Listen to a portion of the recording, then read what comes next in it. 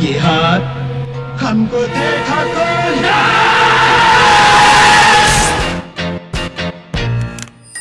Card वाले बाबा के channel में दोस्तों आप सभी का बहुत बहुत वेलकम। आज का जो रिव्यू है मुझे ज़बरदस्ती इस वीडियो को बनाना पड़ रहा है। आप आगे जानेंगे ऐसा क्यों, क्योंकि आज तक ऐसा कभी नहीं हुआ है।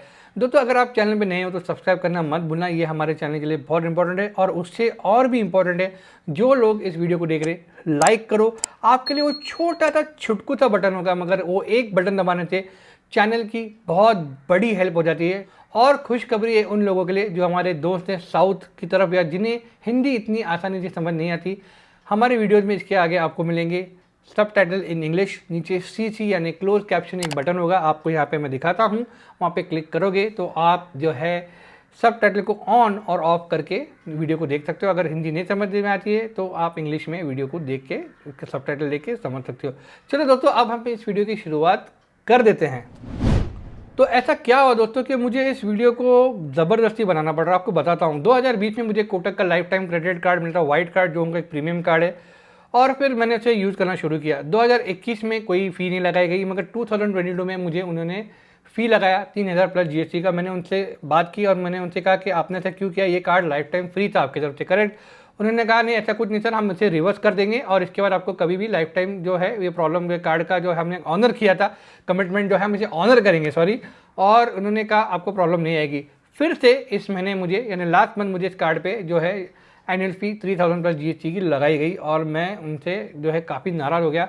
मैंने कस्टमर केयर पे कॉल किया और मैंने उनसे कहा कि भाई ये क्या लगा रखा है आपने, आप अपना कमिटमेंट ऑनर क्यों नहीं करो, इस साल फिर से आपने मुझे फ़ी लगा दिए। उन्होंने कहा कि सर अब हम आपको दो ऑप्शन देंगे। पहला ऑप्शन ये है कि आप अपने कार्ड को डाउनग्रेड कराओ कोटक जेन पे या कोटक मोजो क्रेडिट कार्ड पे, जो मुझे अभी मिला है मोजो, मैंने वो चुना है। या तो आप अपना अकाउंट क्लोज कर दो। कैन यू बिलीव इट, 7-8 साल उन्होंने अकाउंट जो है ये मुझसे कह रहे कि आपको जो है इस अकाउंट को क्लोज करना होगा। And I was not very happy with it. मैं उसे जो है फिलहाल क्लोज नहीं कर पा रहा हूँ बिकॉज मेरा कुछ पर्सनल लोन उस पर चल रहा था, 3 EMI बाकी है उस पर। जैसे ही वो 3 EMI मैं क्लोज कर भर दूंगा, मैं कार्ड को डेफिनेटली क्लोज करने की कोशिश करने वाला, because this is not done. तो ये रही कहानी दोस्तों कि मुझे इस कार्ड का ज़बरदस्ती रिव्यू वीडियो क्यों बनाना पड़ रहा है। चलो अभी एक कार्ड आ ही गया तो इसका रिव्यू हम बना ही देते। आगे इसके जो है फीचर आपको मैं बता देता हूँ।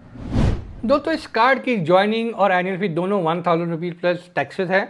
अगर मैंने 90 डेज में इस कार्ड पे 30,000 रुपीज़ स्पेंड कर लिया तो जो मेरा ज्वाइनिंग फ़ी इस कार्ड पे लगेगा या लगने वाला है वो रिवर्स कर दिया जाएगा। एक साल में अगर मैंने 1 लाख रुपीज़ का स्पेंड कर लिया तो मेरा आने वाला जो एनुअल फ़ी है या जो रिन्यूअल फ़ी है वो भी वेव ऑफ कर दिया जाएगा। इस कार्ड को अप्लाई करने के लिए आपकी जो सालाना इनकम होनी चाहिए that should be 4 lakh per annum.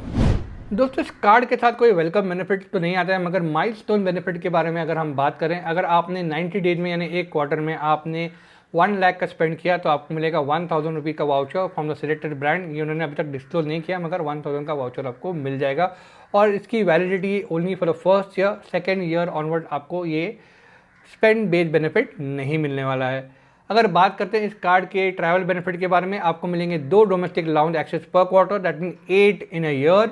और अगर आप अपने रेलवे की टिकट बुक कर रहे हो फ्रॉम irctc.com या उनके ओवर द काउंटर पे, तो आपको आपके बुकिंग पे मिलने वाला है सरचार्ज वेवर।